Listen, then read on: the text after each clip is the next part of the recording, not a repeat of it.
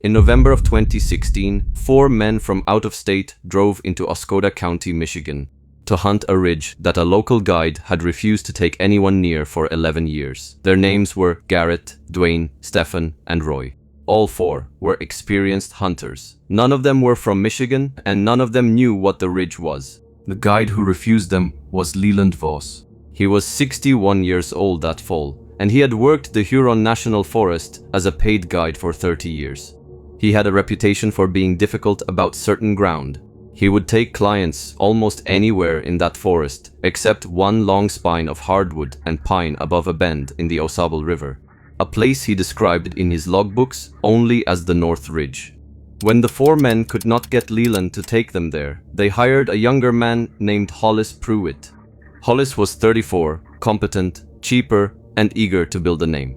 He wore a helmet camera on his hunts because he was trying to grow a following online. That camera is one of 2 reasons. Anyone knows what happened on the North Ridge over the 4 nights that followed. The other reason is Leland Voss and the logbooks he kept for 3 decades. What was recovered from the ridge afterward was catalogued by the Oscoda County Sheriff's Office and entered into an evidence file that remains, to this day, officially open. The file number is a matter of public record, even though its contents are not. The helmet camera was recovered on the 19th of November, 5 days after the men went in. Hollis Pruitt was not recovered on the 19th, or on any day after. Of the 4 clients, 2 walked out on their own, 1 was carried out, and 1 was never found. The survivors gave statements that did not agree with each other on the order of events, though they agreed on the shape of it. And the shape of it is a thing that no amount of disagreement on the details could soften. The men who investigated it were not, at first, prepared to take it seriously. A guide had refused a job. 4 experienced hunters had gone into a national forest with a younger guide, and a storm had come, and the group had come apart in bad weather. And men who come apart in a storm die of exposure, or get lost, or hurt themselves. And that is the story the sheriff's office expected to write. It is a story that would have required no logbooks and no helmet camera and no open file 8 years later.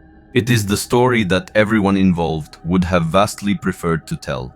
It is not the story the evidence tells. Leland Voss survived. He drove toward the ridge on the last night, too late to reach the men. And he lived to hand over the logbooks that explain why he had kept people off that ground for 11 years. Investigators who read those logbooks split into 2 camps, and they have never resolved the disagreement. One camp believed Leland had been protecting the men who hunted the Huron from something that lived on that ridge. The other camp believed Leland had been protecting something on that ridge from the men who hunted the Huron. The logbooks support both readings. That is the problem with them. This is what the logbooks say and what the helmet camera caught before the group scattered. Leland Voss had learned the ridge as a young man. In an entry dated to the autumn of 1984, when he was 29 and only a few years into guiding, he wrote about a hunt he took with an older man who had shown him the forest. The older man was gone by the time investigators found the logbooks, so his account cannot be checked. But Leland wrote it down, and he wrote it plainly for the only time in 30 years. The older man had a rule, and the rule was this. On the North Ridge, in the rut, you do not take a deer that is already claimed. You will know a claimed deer when you see one. It will move like something is already driving it. It will be marked, and if you take it anyway, you do not stay for the second night. Leland wrote that he had thought the older man was superstitious. He wrote that he stopped thinking, so, on a night in October of 1984, that he described only as the night he learned the rule was not a story. He never wrote down what he saw. But in a single entry, made years later and apparently against his own better judgment, he named the thing the rule was about. He wrote that the older man had called them the Dogmen of the ridge, and that he had said there had always been dogmen on that spine above the river, and that the deer on the ridge in the fall did not winter there, because the browse was good, but because the Dogman herd drove them there and held them there. A living larder kept the way a man keeps a root cellar. Leland wrote the word Dogman once, and then never wrote it again. And every entry after that returns to the oblique language, as if having named it once, he could not bear to name it twice. For 30 years after that, every reference to the North Ridge in his logbooks is oblique. He calls it bad footing. He calls it a wasp problem. He tells clients there is an easement dispute with a private landowner, which was not true. He tells one client the ridge is being logged, and another that it floods, and a third that the deer have moved off it. And none of these things were true, and the logbooks record every lie in Leland's own dry hand, dated and separate. 30 years of a man telling people whatever it took to keep them off one spine of ground. He kept people off the ridge with lies for 3 decades, and the logbooks show he understood exactly why he was lying. The 4 men who came in November of 2016 wanted the North Ridge specifically. Someone had told them the biggest bucks in that part of the Huron wintered on that spine above the river bend. This was true. It is one of the details that makes the whole thing worse, because the reason the biggest deer were there is the reason the ridge was dangerous. And the men had the fact without the reason. Garrett was the one who did the talking. He was 51, a general contractor from Ohio, a man used to getting what he paid for. He and Leland spoke on the phone in October. And Leland's logbook entry from that week records that he turned the job down and gave the easement excuse. Garrett called back twice. Leland turned him down twice more.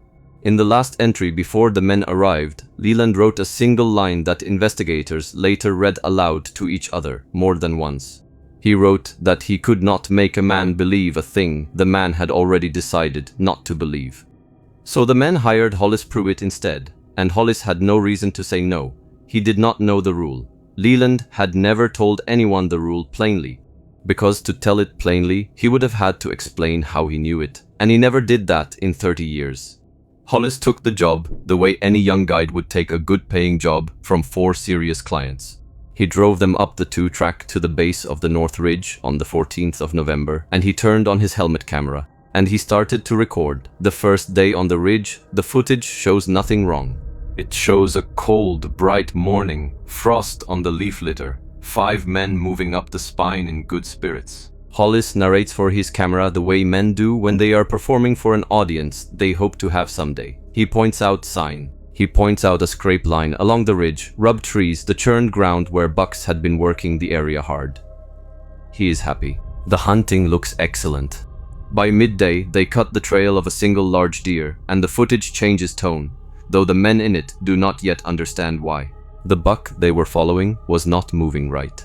Hollis says so on camera, puzzled rather than afraid. The tracks were too close together and too deep, the stride of an animal that had been running and was now walking because it could not run anymore. They found where it had bedded and gotten up again 3 times in a quarter mile, which no healthy deer does in daylight in the rut. And along the trail, snagged on brush at a height well above the deer, there were tufts of dark matted hair that were not deer hair and were not the gray of a wolf. Roy, the oldest of the clients at 58, was the one who found the pressed ground.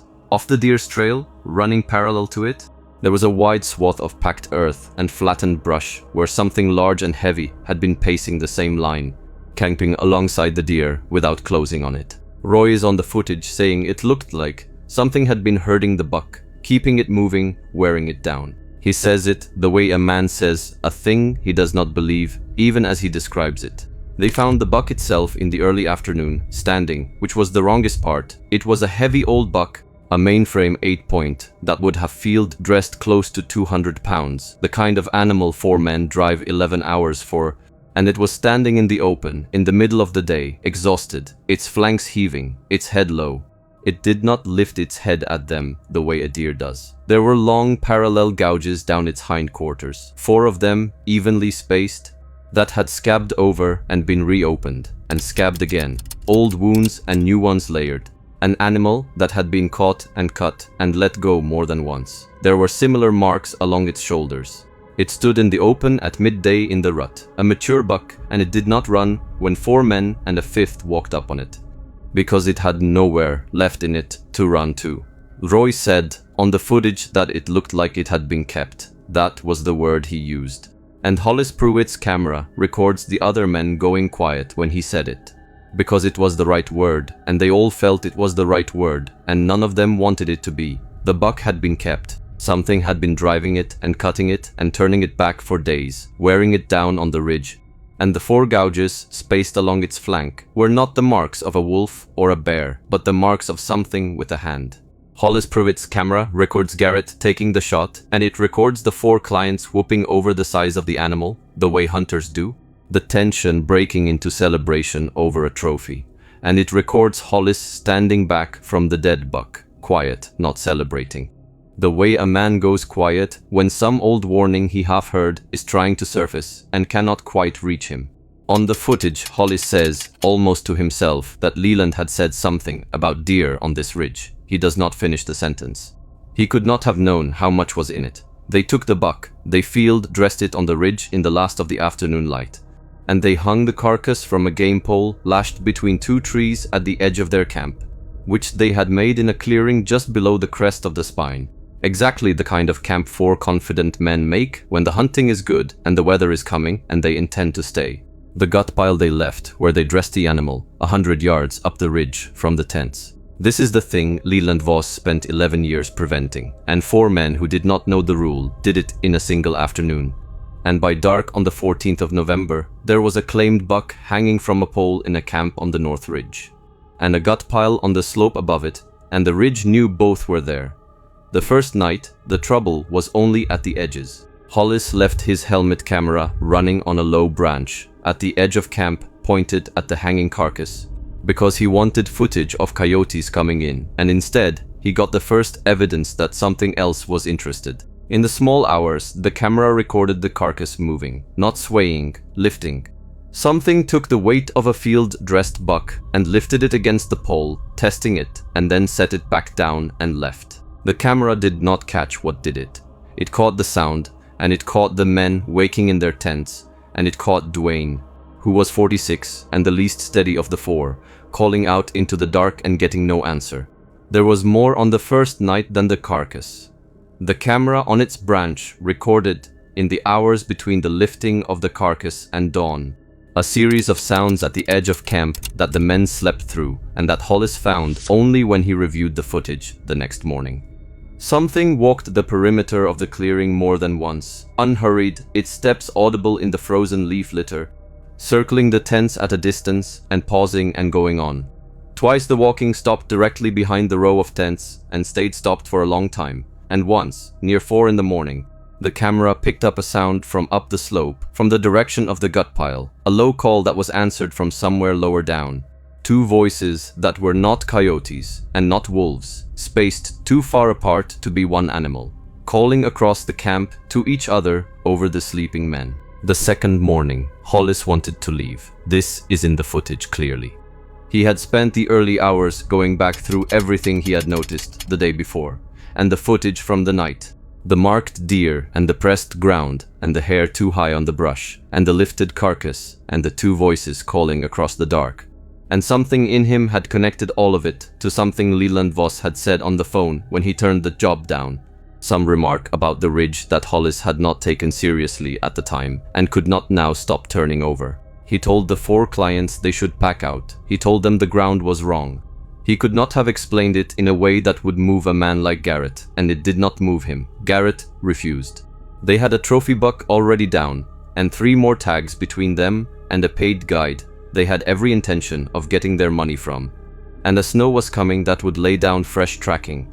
And no out-of-state contractor drives 11 hours into Michigan to turn around and leave after one night because a carcass swung on its pole and a coyote yipped up the hill. Dwayne wavered on the footage and Roy said little, and Stefan sided with Garrett, and the vote, such as it was, went against the young guide. The footage shows the argument in full, and it shows Hollis lose it. He was 34, and he was outnumbered 4-1, and he was outpaid, and the men he was guiding had made clear they would not follow him down the mountain, even if he went.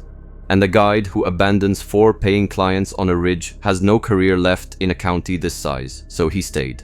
It is the decision he must have gone over more than anyone, in whatever time he had left, and it is the decision that any young man in his position might have made. The snow came that afternoon, early and heavy, and it snowed most of the second night, and the second night is when the ridge came for what had been taken. The helmet camera and the men's later statements together give a picture of it, though the picture is broken into pieces the way a bad night breaks into pieces. It began with the carcass again. The hanging buck, which had been lifted and set down on the first night, was taken on the second, dragged off the game pole and out of the camp. And the drag mark it left was a long, clean trough in the fresh snow that ran up the slope toward the gut pile and the ridge crest beyond. Roy followed the trough a little way in the gray of the morning, and then he stopped following it. And on the footage from later, he will not say what turned him back, only that the trough went up into the trees and that he did not want to be where it went. It went on with the sound. The men described, all of them, in statements taken separately, a sound that was not a wolf and not a bear and not a coyote and not any animal any of them could name. A sound with something almost like speech shaped into it that came from more than one throat and from more than one direction at once and moved around the camp in the dark. Dwayne described it as calling, one to another, a call thrown out and answered from across the clearing and answered again from up the slope. 3 and then 4 voices placing themselves around the tents in the snow and closing, slowly, a ring. It is the same patient coordinated circling that turns up again and again in the accounts out of that part of Michigan. And it is the thing that people who study these stories come back to, that the Dogman does not hunt like a lone predator, but works ground like a herd that has done it many times before and is in no particular hurry to finish. And went on with the sight of them at the edge of the firelight in the blowing snow. Hollis Pruitt's camera caught the anchor of it, the piece of footage that the Oscoda County file describes in careful, deadened language, and that the 2 survivors both refused to watch a second time.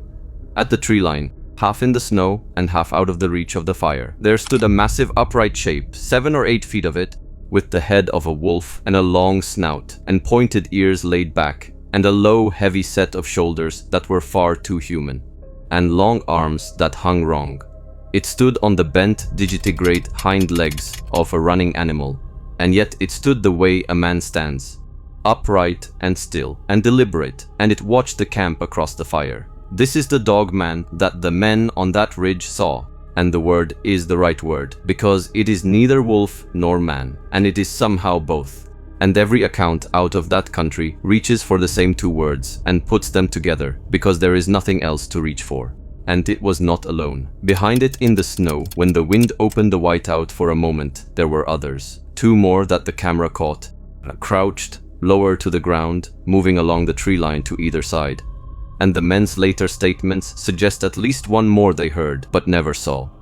A Dogman does not come to a claimed kill alone. It comes as a herd comes, spread and patient, several of them working a single piece of ground together. And this is the detail that runs through every serious account out of that part of Michigan, and that the men on the ridge learned firsthand in the firelight.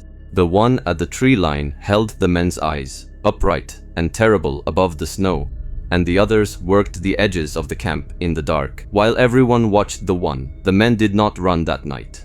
The snow was too heavy, and the truck was 2 miles down a 2-track that had drifted shut, and they made the decision that the storm made for them, which was to build the fire high and wait for light. They waited through the second night, and the pack circled and did not close. And this is the part of the rule that Leland Voss had written down in 1984, and that the men did not know. If you take a claimed deer, you do not stay for the second night. They had already stayed for the second night. The third night was the one the rule was warning about, and they did not know there was a rule, so they stayed for that too. Leland Voss found out the men were on the ridge on the afternoon of the 3rd day. His logbook does not say how. Another guide, probably, or the gossip that runs through a small county in deer season. What the logbook shows is that Leland understood immediately what it meant that 4 men and a young guide had been camped on the North Ridge for 2 nights in the rut, and that a snow had come, and that no one had come out. He wrote 1 line that afternoon before he got in his truck. He wrote that he had kept them off it for 11 years, and it had taken 1 season and 4 fools to undo it. And then he wrote that he was going up. He was 61. He drove up the county road toward the ridge in the dark, with a storm still blowing, and he was too late. And some part of him knew he would be too late when he started the truck. The 3rd night is the night the group scattered, and it is the night the footage becomes almost impossible to follow. The herd closed. What had circled for 2 nights came in on the 3rd, and the helmet camera, which Hollis was wearing now and not leaving on a branch, records the last of it in fragments. Because a man wearing a camera on his head while he runs for his life does not produce footage so much as evidence of panic. It records the fire built high, too high. A fire built by men who had decided the light was the only thing keeping the dark back, and were feeding it everything they had. It records men shouting, reported later as Garrett shouting to hold together and stay by the fire, and no one holding together and no one staying. Because a fire keeps back a wolf and it does not keep back a dogman, and the men understood this the moment the herd came inside the ring of light. It records the first of them come into the firelight at a distance no man could talk himself out of, the full upright height of a dogman, the wolf's head lowered and the long arms and the terrible patient way it came on. It records running, the camera slewing, the crooked white ground, the black trees going past, the sound of a man's own breath enormous in the microphone.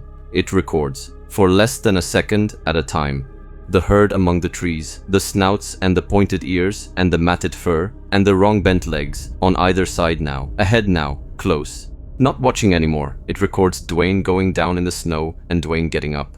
It records a dogman crossing directly in front of the camera at a distance of a few feet.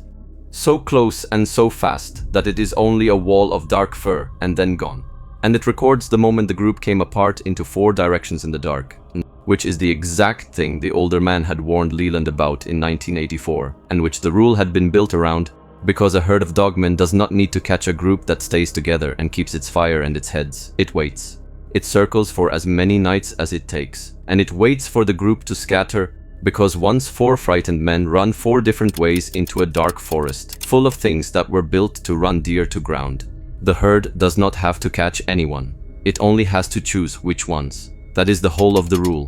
That is what Leland Voss had known for 30 years and could never make a living soul believe until it was too late to matter. Garrett and Roy came out on their own. They came out separately, on foot, at first light on the 4th morning, 2 miles apart, at 2 different points along the county road, both of them frostbitten, and neither of them able to give a straight account of the night. Dwayne was found by the search that went in on the 4th day, alive, 3/4 of a mile from camp, with injuries the county report does not describe in detail, and that kept him in a hospital in Saginaw for 6 weeks. He was the one who was carried out. Hollis Pruitt was never found. His helmet camera was found 40 yards from the dead fire, its housing cracked, still recording when the battery died, pointed up at the falling snow. Stefan, the 4th client, 49, a machinist from Ohio, was never found either. The search covered the North Ridge for 9 days and found the drag trough and the scattered camp, and 1 boot and the camera, and nothing else that mattered. Leland Voss reached the trailhead as the 3rd night was ending. He never went up the ridge. His logbook entry from the 4th morning, the last full entry he ever made, says that he sat in his truck at the bottom of the 2-track in the dark and listened. And that what he heard told him there was no reason to climb. He does not say what he heard.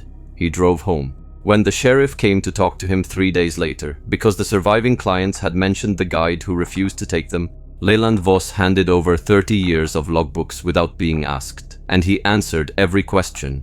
And the answers are what split the investigators into 2 camps. Because Leland knew the rule. He had known it for 30 years. He had learned it from an older man in 1984, and he had kept it every season since. And the question the Oscoda County file cannot resolve.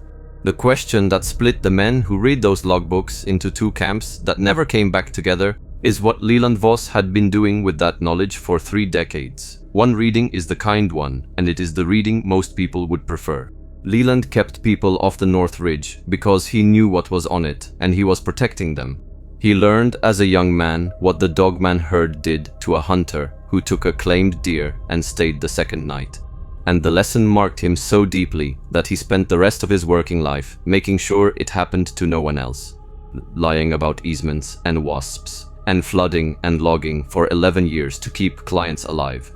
Carrying a thing he could not tell anyone, because telling it would have finished him as a guide and would not have been believed anyway. In this reading, Leland is the only reason the North Ridge did not take more men than it did, and he failed once. At the end, only because 4 stubborn out-of-state hunters found a younger guide who did not know enough to say no. The other reading is the one that some of the investigators could not shake no matter how they turned it over.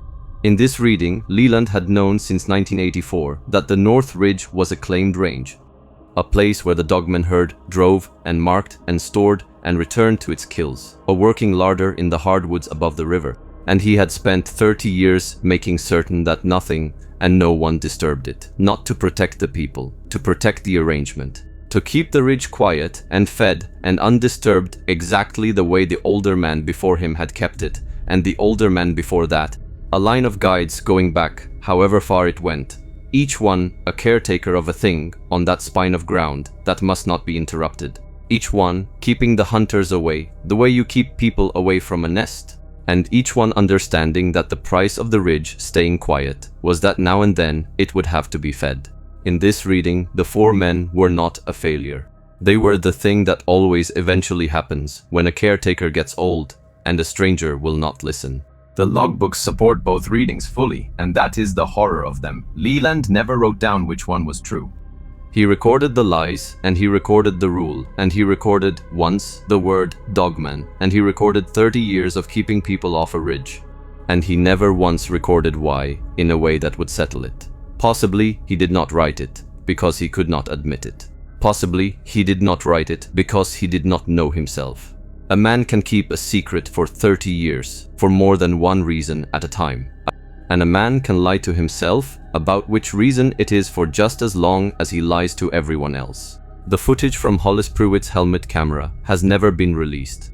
The Oscoda County Sheriff's Office confirms it exists and confirms it is part of an open file and will say nothing else about it. The North Ridge above the Osable was quietly closed to camping the following year, listed as a habitat restoration area, which is the kind of designation that closes a piece of ground without explaining why. Leland Voss guided for 2 more years, and then he stopped, and he never took another client anywhere near that part of the forest. And when he was asked, near the end, whether he thought the men could have been saved, he said only that they could have been if they had believed him, and that no one ever did. Real or fake, you decide.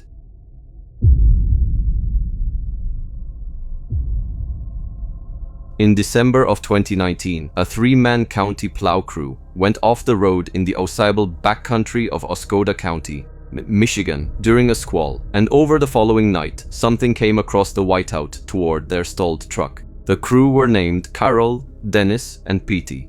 Carol was 54 and had plowed county roads for 22 years. Dennis was 40 and Petey was 26. 2 of them did not come home. The one who did gave a statement from a hospital bed that the county report flags in writing as unreliable. Days earlier, before the plow crew ever went out, a snowmobiler named Marvin, 38, had ridden into the same backcountry ahead of the same storm system and had not come back. His disappearance is what sent a volunteer search party into that country after the weather broke. The search party went in looking for one missing rider and came out having reconstructed, piece by piece, the last night of 3 men they had not known were in trouble. 2 missing person cases turned out to be one event. The people who worked it out were the searchers themselves, following a trail in the snow that told them the story in the wrong order, backward, from the end to the beginning. 2 records survived that December. The first is the dash camera in the county plow, which ran on the truck's battery through most of the night and recorded audio long after the men were out of frame. The second is a helmet camera worn by one of the searchers, a man named Trace, who wore it because the county had asked the volunteers to document the search for the record. Trace's camera caught something in a clearing on the second day. In the few seconds the wind died, that the county has never been able to explain and has never tried to explain in public. This is what the 2 cameras recorded and what the one surviving crewman said before the county quietly reclassified that stretch of road and stopped sending plows down it overnight. Marvin went missing first, though no one understood that until later. He rode out of Mio on the afternoon of the 10th of December, ahead of a storm that the forecast had put a day further off than it turned out to be. He was an experienced rider on familiar trails, and he told his wife he would be back before dark. His snowmobile was found 4 days later, upright, undamaged, the key still in it, sitting in a stand of pine off the main trail. There was no sign that it had broken down. There was no sign that Marvin had been hurt where he stopped. There were tracks leading away from the sled into the timber, and the tracks were the first thing about the whole affair that made the searchers go quiet. Because a man walking away from a working snowmobile leaves one set of prints, and the snow around Marvin's sled was churned by more than one set. and none of them were quite right, and they led away in a spread formation, the way animals move when they are moving together with something between them. But that was found later. When Marvin first went missing, the assumption was the ordinary one. He had broken down or gotten turned around in the coming weather, and he was holed up somewhere, waiting it out. The storm arrived that night, harder than forecast, and it snowed for 2 days, and no one could go in to look for him until it broke. He had radioed nothing. His last message to anyone was the text to his wife saying he would be home by dark. The plow crew went out on the night of the 11th, into the worst of it. This is the part reconstructed from the dash camera, and it begins as an ordinary bad night. Carol was driving. The county had them clearing the secondary roads in the Oscoda corridor, the long empty stretches that run between nothing and nothing. And the dash camera shows the road disappearing into a wall of white ahead of the plow's lights. The 3 men are calm on the recording, the way men are calm in the middle of doing a hard job they have done 100 times. They talk about the storm. Petey, the youngest, complains about the cold in the cab. Carol tells him to run the heater and stop whining. It is, for a while, just 3 men in a truck in a snowstorm. Then, Carol put the truck off the shoulder. It was not carelessness. The dash camera shows the road simply cease to exist ahead of them, the shoulder and the ditch and the field, beyond all one unbroken sheet of moving white, and the plow's right side drops. And the truck slews and high centers in the ditch with the frame hung up on the lip of the shoulder and the wheels turning in air. Carol worked it for a while and could not free it. They radioed in. The radio, on the recording, is patchy and getting worse as the storm builds. And the last clear exchange with the county garage establishes that the crew was stuck, that no wrecker was coming until the storm let up, and that the men would sit in the cab, run the engine for heat, and wait for morning. This was the correct decision. It was the decision that kept them alive, as long as it did. They settled in to wait. The dash camera runs on. The men ration the fuel, idling the engine in cycles to keep the cab warm without running the tank dry, a thing plow crews know how to do. The windows fog and they wipe them and the fog comes back. Petey dozes. Dennis and Carol talk, low, about nothing. Hours pass on the recording in which nothing at all happens, which is its own kind of terrible to listen to now, knowing what the hours were counting down to.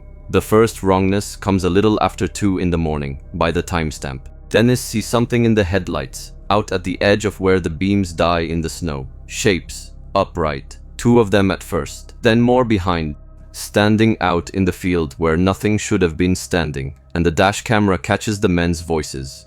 And the first thing in those voices is not fear, it is relief. Because upright shapes out in the whiteout, walking toward a stranded truck at 2 in the morning, mean other people. Other stranded motorists come to help, or a search already underway, or a farmer from one of the places back off the road. Dennis says on the recording that somebody else is stuck out there.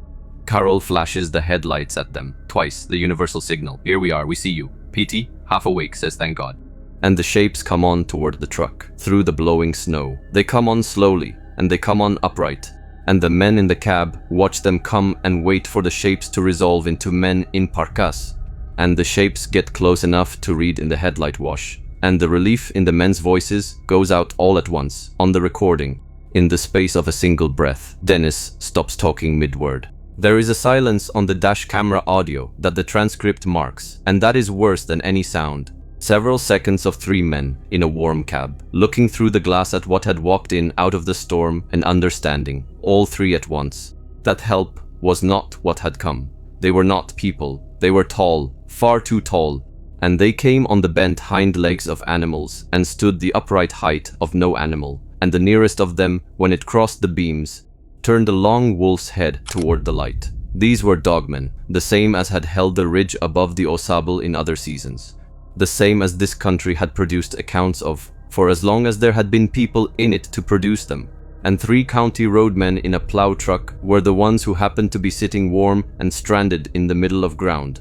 The herd was working the night, the storm brought them there. What happened over the next several hours is on the dash camera as sound, mostly because the Dogmen did not stay in the headlights, and the men did not open the doors. Carol shut the lights off early on, the transcript shows, on the reasoning that the light was drawing them. And after that, the recording is the 3 of them in the cab, in the dark, and the herd outside. The county report, which transcribes the audio in full, uses flat clinical language for it, and the flatness is worse than any description would be. The transcript records the crew identifying, by their own words in the moment, that there was more than one, that at times they moved on 2 legs and at times dropped to 4, that they circled the truck in a slow, unhurried way, and that they were tall enough to look in at the cab windows, which on a plow truck sit well over a man's head off the ground. The transcript records the men going still each time one of the dogmen passed a window, the way prey goes still. It records the sound of one of them at the driver's side, glass, close, breathing, the fog of its breath on the window, described by Carroll in his statement and audible, faintly, on the recording. It records a sound from directly overhead, something moving on the roof of the cab, weight shifting on the steel above the men's heads. And it records all 3 of them going silent under it. It records PT, 26, beginning to come apart, his breathing gone ragged and fast. Dennis telling him to be quiet, Carroll telling them both that nothing could get into a locked steel cab, that they only had to hold on and wait for light, saying it over and over the way a man says a thing he is trying to make true by repetition. For a long time, nothing could get into the cab, and the men waited in the dark, and the herd outside tested the truck. The dash camera records the truck rocking, a slow, deliberate rocking, the whole heavy vehicle rolling on its springs as something leaned its weight into the side and let off and leaned again. It records a sustained pressure against the driver's door, the frame creaking under it.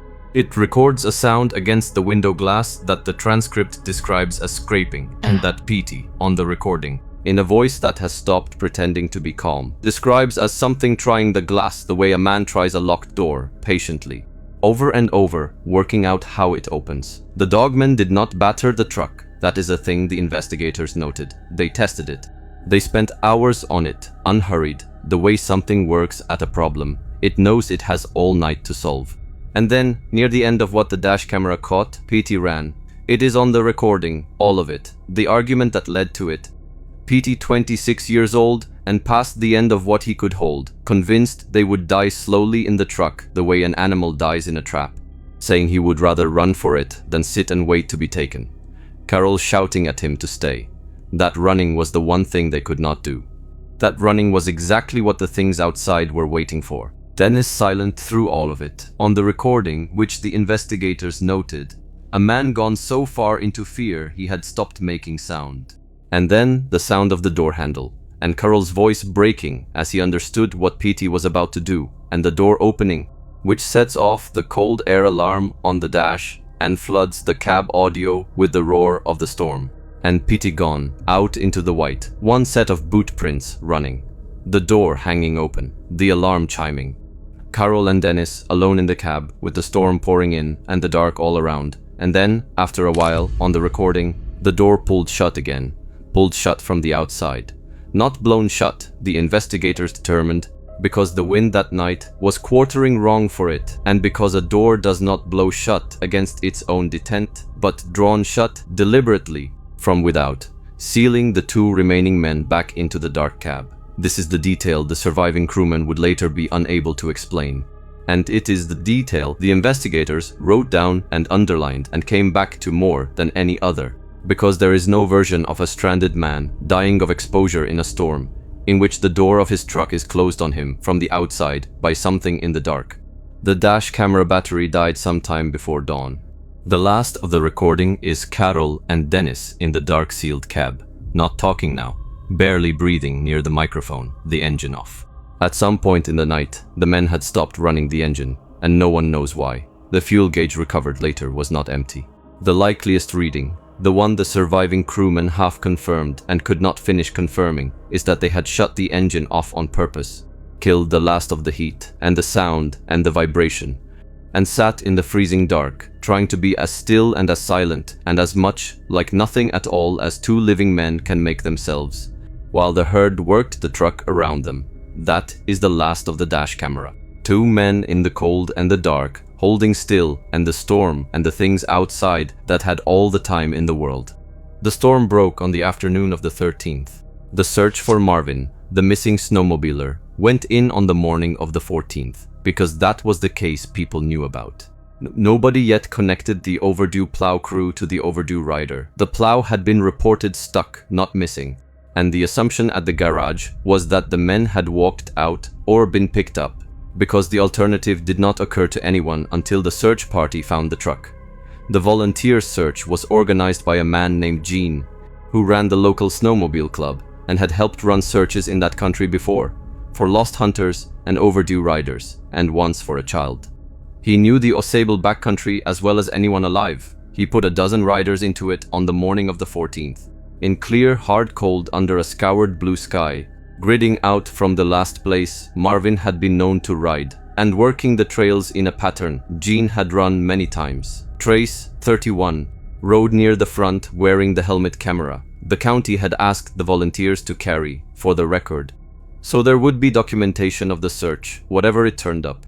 They found Marvin's sled first, a couple of hours in its stand of pine off the main trail, and the sight of it stopped the whole line of them.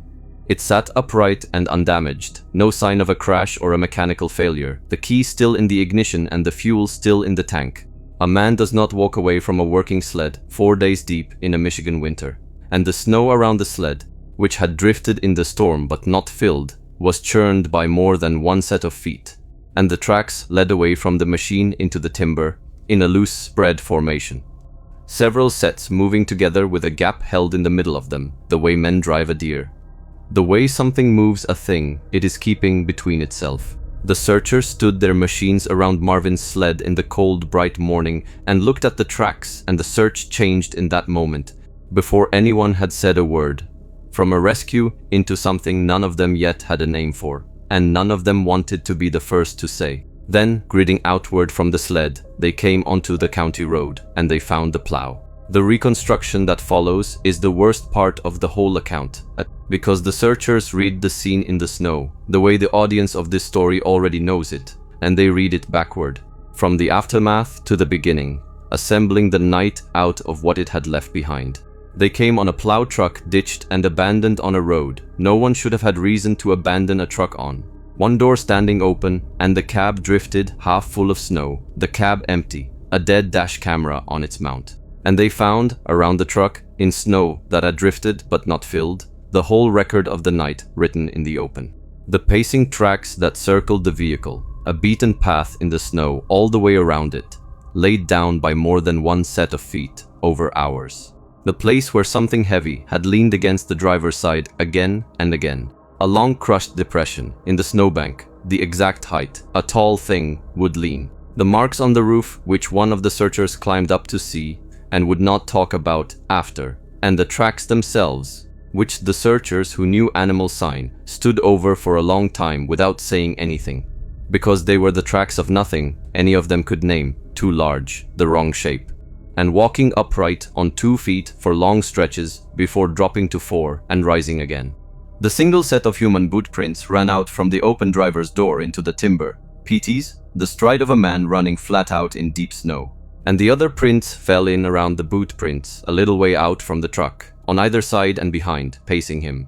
And then, a little further on, there were only the other prints, and no more boot prints at all. Gene's searchers, standing in the cold blue afternoon, in the ground the storm had cleared, worked out, standing there, what had happened in that cab in the dark. And they worked out the other thing, the thing that turned 2 cases into one, that the missing snowmobiler they had come to find and the missing plow crew they had just found were not 2 events, but one. That the herd of Dogmen had taken Marvin off his sled days earlier and had not moved on, had stayed in that stretch of country working the long storm.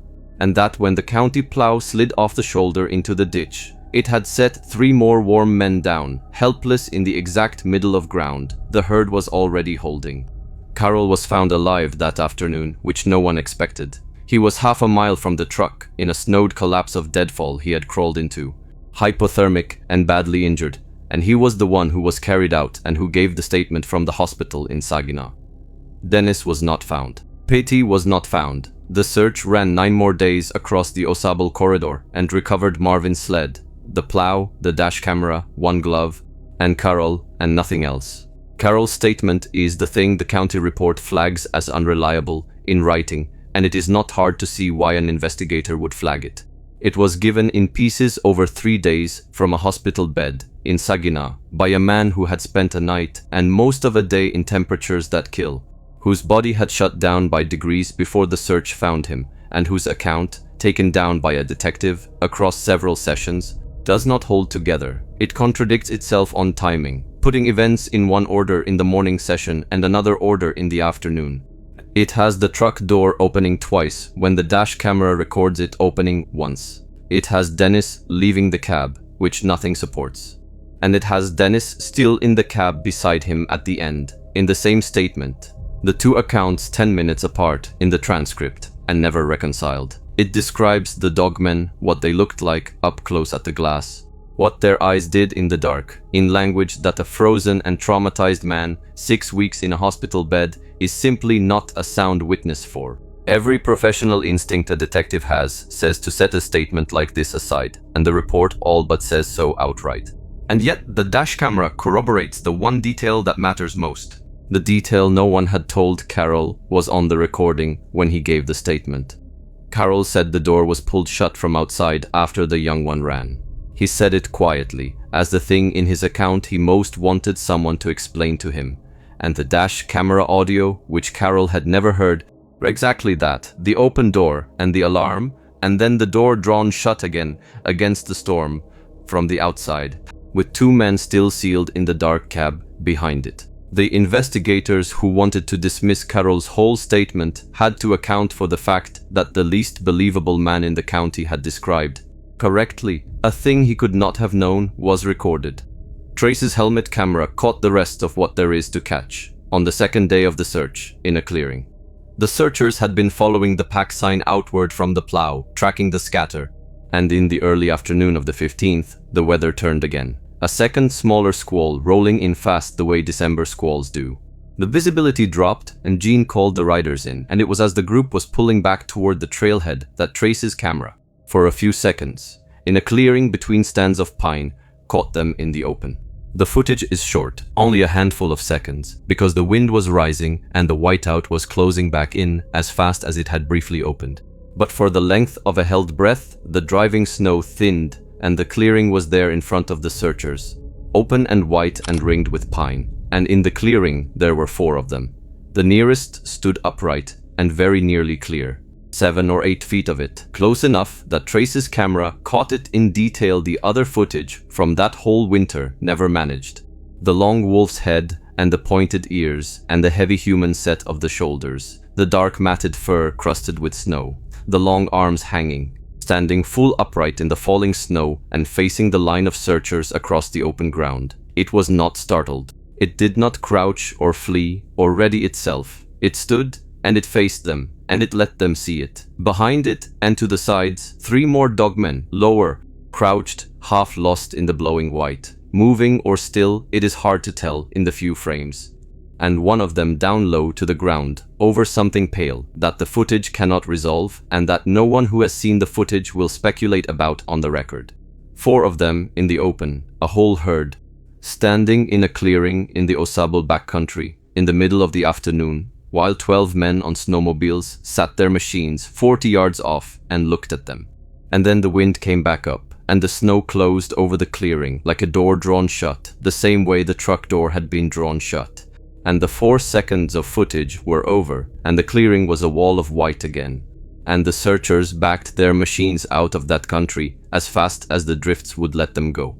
They all came back. Every one of the 12 searchers rode out of that country alive, and this is the thing that sits at the center of the case and will not be moved. The pack had taken a snowmobiler off his sled. It had taken 2 men out of a sealed truck over a night.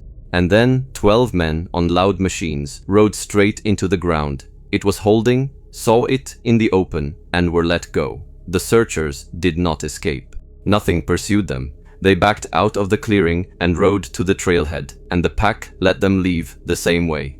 The surviving crewman would say later that it had circled the truck for hours before it ever tried the door. It takes what it decides to take. It does not take everything it could. The county report closes without resolving any of it, and reads, in its last pages, like a document written by people who wanted very badly to write a different one. It records what was recovered and what was not. It records the dash camera and the helmet camera as evidence, logs them by number, and offers not one word of explanation for the contents of either, because there was no explanation to offer that the county could put its name to. It notes Carroll's statement as unreliable, in plain language, and then it notes, in a separate line, a page later, the single detail of that unreliable statement that the physical evidence independently confirms. The door drawn shut from the outside, and it sets the two notes down side by side and makes no attempt whatsoever to reconcile them. Because they cannot be reconciled, because the least believable witness in the county described correctly a thing he was never told had been recorded. It records the reclassification of that stretch of the Osable Road, which the County Road Commission carried out the following spring, ending overnight, plowing on the corridor and rerouting the winter maintenance, the long way around, a change the Commission minutes explain as a safety measure and decline to explain any further than that. Dennis was never found. Petty was never found. Marvin was never found. 3 men went into that country, warm and living, and did not come out, and were never recovered. And 1 man came out and gave an account. No one in an official capacity would stand behind. And 4 seconds of footage exist that the county keeps and will not discuss. The unresolved question is the same one that hangs over every account out of that part of Michigan. Whether the herd was hunting, going out into the storm to take what it wanted, or whether it was only collecting what the storm delivered to it. A rider off a trail and 3 roadmen in a ditch.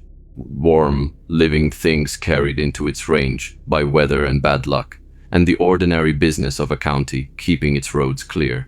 And underneath that question sits the worse one, the one the searchers carried out of the clearing and never put down. Why? Having taken a rider and 2 crewmen, having held that ground all through the storm, the herd stood in the open, in front of 12 men on loud machines, in the middle of the afternoon, and looked at them, and let all 12 of them turn around and ride away. It takes what it decides to take. Carroll said that, at the end, from the hospital bed. In the part of his statement, no one wrote down as unreliable, because it was not a claim about that night, but a thing a man had simply come to understand. It takes what it decides to take, and it does not take everything it could, and no one knows how it decides. And that is the part that the searchers who saw it in the clearing still cannot sleep on, years later. Not that it took the men it took, that it chose, that there was a choosing in it at all. The last frame of Trace's helmet camera, before the snow closed the clearing, is the nearest of the 4, upright and facing the camera across the white ground, not moving, not advancing, simply standing in the falling snow and watching the men decide to leave, and then the whiteout takes it. Real or fake, you decide.